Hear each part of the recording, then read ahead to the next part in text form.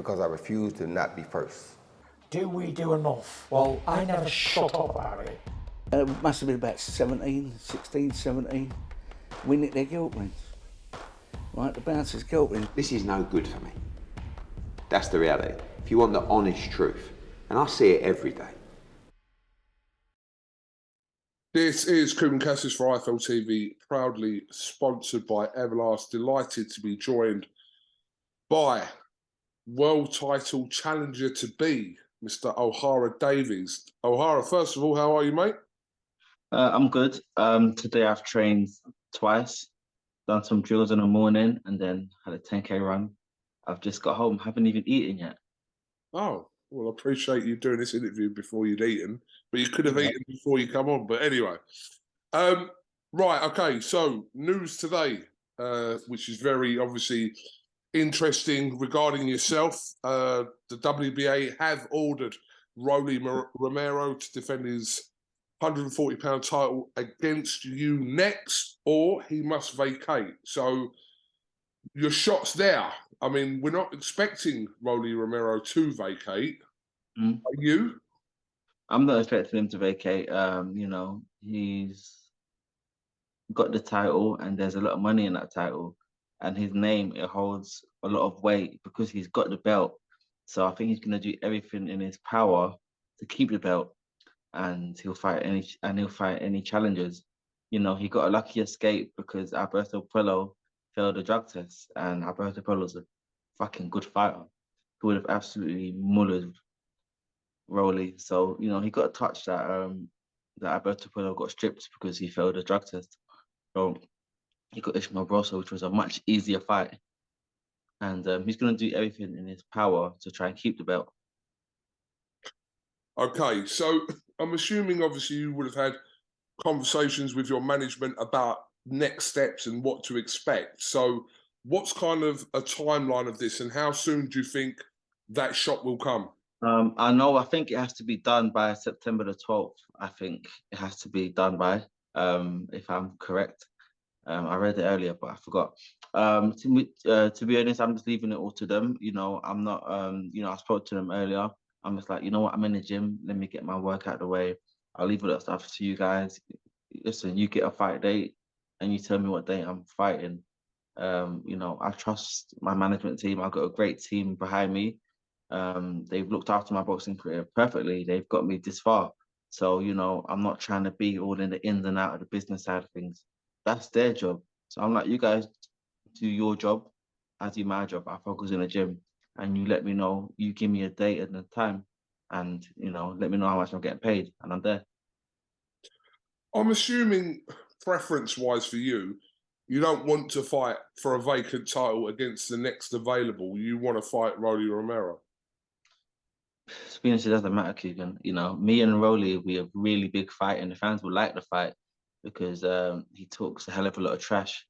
And, you know, I used to talk a lot of trash. I don't anymore, but that side of me might come out again, you know, if he starts for me. So the press conference will be good. You know, the fight will be good. It'll be a very exciting fight. But to be honest, I don't care who I fight. You know, a fight's a fight. The title's a title. And, you know, it's been my goal and my dream from when I started boxing to become a world champion. And now I've got my opportunity. It doesn't matter who it's against. I just want the title. Okay. Well, listen, obviously, we'll refer back to the weekend. You made the trip up to Manchester and had yourself heard. You know, one thing, obviously, in the video that's gone viral with Eddie Hearn now, that he said is that you have kind of brought yourself back to where you are. With past performances, had to be a little bit patient, waiting for opportunities. But one thing he said about, you know, you being where you are now, you've done that all by yourself, with the help of your team and management, obviously, but you have brought yourself back into contention of these kind of fights and being talked about in this kind of way. A lot of people, when they leave Matchroom or when they're, you know, when something goes wrong, you know, their boxing career kind of fizzles out.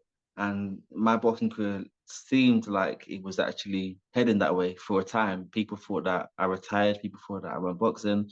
My name, it wasn't spoken about no more. So people thought, you know, I left Matchroom and I'm done. But you know, I was consistent. I stayed consistent. Done what I had to do. I beat everyone that they put in front of me, and I've worked myself back onto the big stage. And now Eddie would love to have me back on Matchroom. Mate, you ask him, you get him on the channel, you phone him and ask him, he would love to have me back on Matchroom. But thing now, I've got options.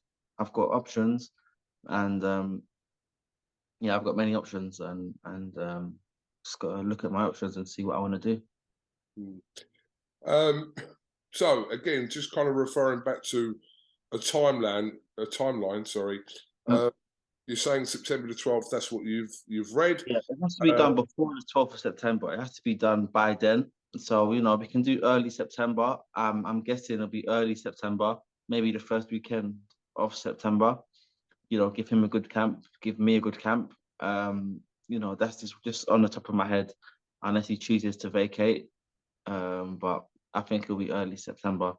I'm looking forward to it. It'll be a fucking good fight. It's going to be a massive fight. You know what? When they announced that I'm getting a World title shot, usually I thought I'd feel some sort of excitement, but you can probably tell by my face and my voice that I'm not excited about it, because I've gotten older now, and as I've gotten older, I've learned that excitement doesn't get you anywhere. When you get too excited about things, you make a hell of a lot of mistakes. And this is what happened to me at the start of my boxing career. I was so excited about everything. Wow, I've got the blue tick. Wow, I've got a bit of money. Wow, the girls like me now. Wow, this. Wow, that. Like now, just be humble, be calm, and be patient. Just get to work. But I heard I got the World title shot. You know what? I went to I went to sleep. I thought, you know what? I got training soon. Sleep. I'm not going to be excited until I win the title. When I win the title, that's when I feel some sort of excitement. But right now, it's no excitement for me. Okay, Well, I understand your mentality there. But I'm assuming, obviously, we're approaching June now this week. I'm assuming at some point in the month of June, it's going to be your path, or whether you hopefully you're fighting Robbie Romero, or he's vacating and then it goes to the next person or whatever. But I'm assuming in the month of June, at some point, we're going to know at least like a target date for you where you'll be challenging. I think we've got until the end of June to get our negotiation sorted out before it goes to purse bids, if I'm correct. I believe so. I think we've got until the end of June to sort out a deal. If not, it'll go to the highest bidder. This is what I believe. So, you know, everyone's got to get their checkbooks out, you know. It's time. It's time, you know. The biggest fight of my boxing career, bigger than any fight I've had. And you know, I'm being spoken about again. You know, I'm being spoken about again for such a long time in my boxing career. People didn't want to holler at me. Now that since I beat Lewis Ritson, my phone's been going off. And since they announced this thing, my phone's been going off again. And this is how it felt when I fought Dave Matthews. You know, remember when I beat him? My phone was going off, and then I fed into the hype. I believed the hype, and I think this is why I wasn't focused when I fought Taylor, because I believed the hype and I was getting too emotionally involved in it. But so now I'm trying to disconnect from it. I probably won't do any other interviews apart from you. And you know, I'm only doing it with you because you're a real one. You know, you're always there from the fights I won and the fights I lost. Don't know if you remember, KUGAN, when I fought Catterwell and I got beat. You messaged me the next day. He said, "How you doing, bro? Are you cool? Are you good?" And I was like, "I'm good." You were like, "Cool. As long as you're good and you're cool, if you need any help, I'm there." There was no one else that sent me a text like, "How are you feeling?" Or no one even wanted no interview, nothing. People just acted like I was dead. Like, fucking hell, oh, you got beat? All right, fuck him. Let's get Catterwell on our show. Let's go and text him. But he was the only one that gave me that time of day. And it wasn't in a, you know what, I want to interview kind of thing. It was just a thing where I want to make sure you're good. That's why I always give iFilm this time of day. So I'm doing the interview before I even have my food. And I'm hungry as fuck. But you know what? You know, you got to appreciate the real ones in boxing. I appreciate your words, Ohara. Listen, I do appreciate you do need to go on it. Just a couple more things. So obviously, for the moment, the focus is undoubtedly on Robbie Romero. The Jack Catchell situation will still be there. Like whatever's going on, you've got your own path at the moment. The Jack Catchell situation will be there at some point. I don't think Catterwell fought good in his last fight. You know, I think, you know, I expected him to get down Foley out, you know, a lot earlier than he did. You know, he looked okay, but it wasn't anything special. And you know, I was at his last fight. I was at ringside, and that performance showed me that the performance he put up against Taylor, it wasn't that Carroll fought a good fight. It's that Taylor fought a bad fight. That's the worst Taylor we've seen. He probably wasn't focused for that camp, or maybe he had things going on in his life at that camp. But that was Taylor at probably 50%, and that's what made Carroll look so good. But even though he still lost the fight, and in my opinion, I watched the fight, I thought he lost it by probably 2 or 3 rounds. But you know, he disappointed us. He disappointed me in his last fight. I didn't see anything special. But you know, I look forward to you know, he's on his own path now, and I wish him all the success in the world. But if he's fighting progress next, if he's fighting for Grace next, mate, he's gonna need some luck to get through that fight. Just another talking point from the other day, which has gone a little bit under the radar because more likely there was no actual footage of this. There was an altercation between yourself and Robbie Davies, who was there as well ringside. Can you just, like, we'd done our interview with me, you, and Eddie, and then this happened after that, but I haven't seen any footage of it. I don't really know exactly. This is what actually happened, yeah. So because like I never met him in person before, so you know, we've had a little rivalry online. So you know, I like to give it to him online just for no reason. Sometimes I'm bored. I just fucking tag him on Twitter and I write something about him. So we're at the show. And listen, I'm all for entertainment. If the cameras are there and you know you want to do a little head-to-head to get some views and for entertainment, that's cool. You know, it works. You know, it works. It's how you get the views. It's how you get your name up there. It's fucking boxing entertainment. So anyway, so as we sat down, that we were watching the show, he walked past me. They sat him 3 seats down from me. Why they done that, I don't know. Got to speak to Frank Smith. He probably wanted that fight to happen. That's why I put him 3 seats down from me. Anyway, so he comes and sits down from me, and then I see him, but I don't say anything to him because there's no cameras around. There's no need for hype. There's no cameras around. I mean, I'm not a gangster. You know, I'm a boxer. I'm not a gangster. I'm not going to see you when there's no cameras there. Like, let's fight. Like, nah, mate, we fight in the ring. So I just let him walk, just go past me. If a camera comes up, if fucking KUGAN comes up and put the camera in our face, yeah, we can call some hype to get some views on our film. It's what the fans love. The fans love this shit, KUGAN. So anyway, he sits a few seats down from me. I don't say anything to him because I'm waiting for you to come. And then Sam Jones comes right behind me and starts to talk. You know, mate, Sam Jones started this. Where's Sam Jones? You got to speak to Sam Jones as well. So anyway, Sam Jones come behind me. You know, Sam's my good mate. So we're having a chat, and then we're having a chat about Jack. And I'm like, mate, I'd take Jack on next. And he's like, how about Davis Jr.? He just sat right there. And then Davis Jr. talks, oh, my leg's broken. You've been calling me out online.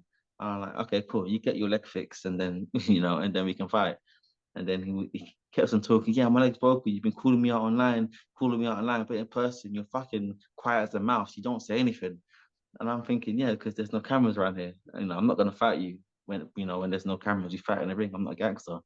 And then, you know, I had some glasses on, so I think I might look a bit geeky with them on. These people think I'm born up in fucking Buckingham Palace or somewhere. So, you know, they think they can talk to me any type of way.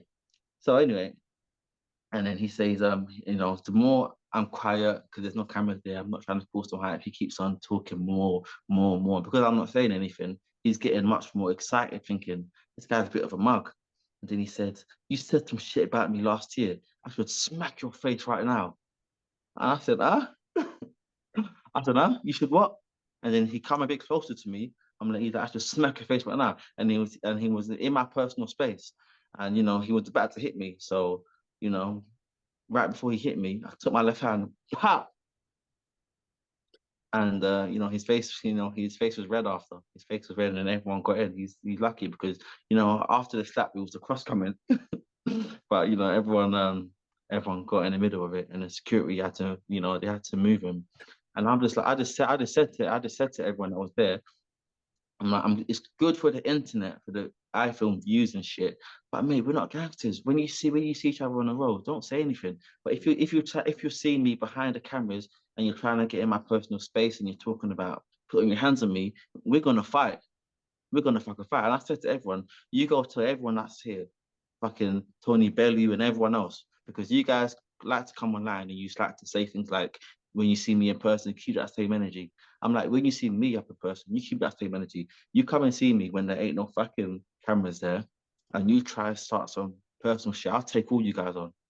I would take all of you guys on, Tony Bellew, Davis Jr., and all those other guys online that like to talk shit. When the cameras are there, so I'm all for the head-to-head and little talk. But behind the cameras, you guys better watch your fucking mouth. Watch your fucking mouth, because I ain't from Buckingham Palace. If any of you guys try me behind the cameras, I will show all of you guys. I will show all of you guys.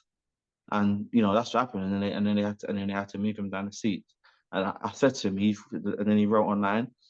He wrote some stuff online up on Twitter. I said to him, you know what? I'm sat in the same place. You come here and let me slap the other side of your face and make the other side red as well. You know, he's got one side red and one side not red. I'm like, let me make it a bit, you know, I can even it out for you. Let me slap the other side now.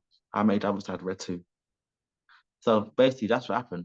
You know, and that's the truth. You can ask anyone that was sat there. You go and ask Sam Jones, or go and ask my coach, or you know, anyone that was there.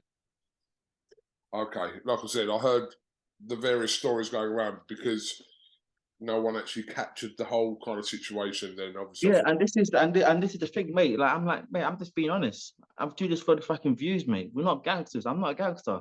Like I left that hood shit in the past years ago. That's why I got into boxing. I come from the hood. I'm not trying to be a gangster. I'm trying to be a boxer and a gangster.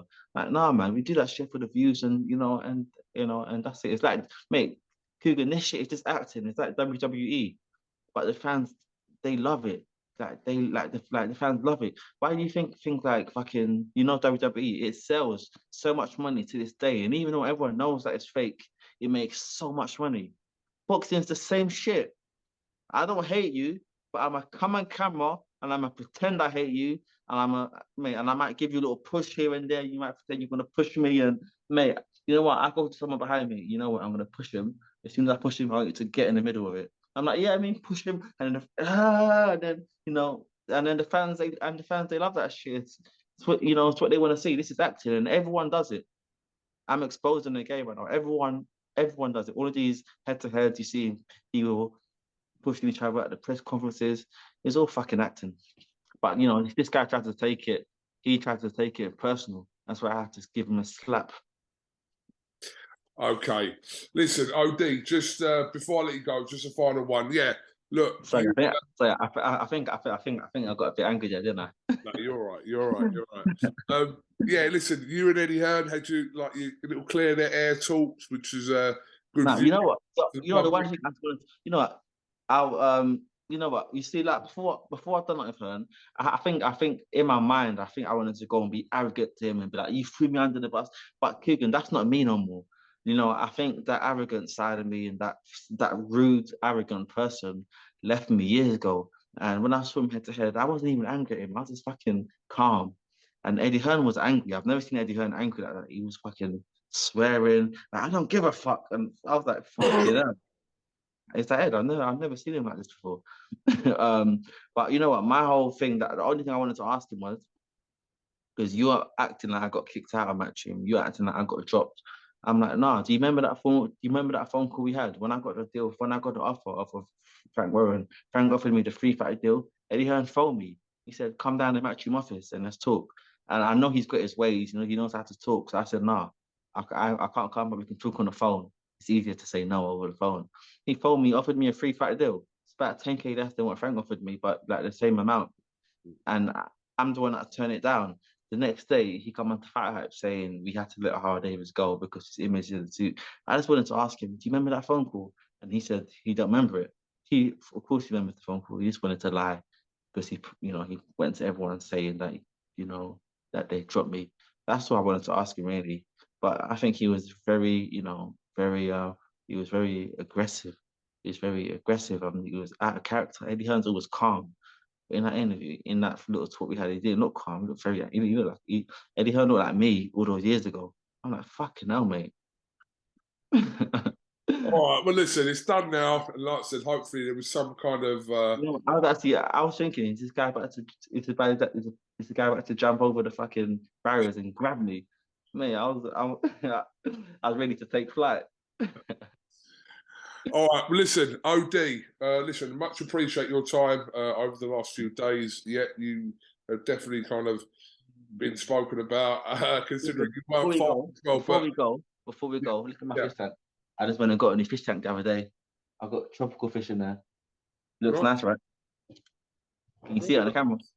Yeah, we can see it. We can see it. Yeah. You can see all the fish. I'm about to feed them after I eat. I'm gonna feed my fish. This is what I do with like my spare time. You know, I go to the fish shop all the time. I buy new fish, and I like watching them. I buy all different types of fish. I've got the toys and trees, and you know, I've got some snails in there. I've got a few water snakes and a few algae eaters and stuff. It's good, right? Nice. Very scenic, O'Hara. OD, go and get yourself something to eat, mate. And yeah, we'll definitely have another catch up soon when there's more news regarding Romero. So appreciate your time. I'm going to attempt to get this out tonight. So yeah, appreciate your time, mate. Thank you.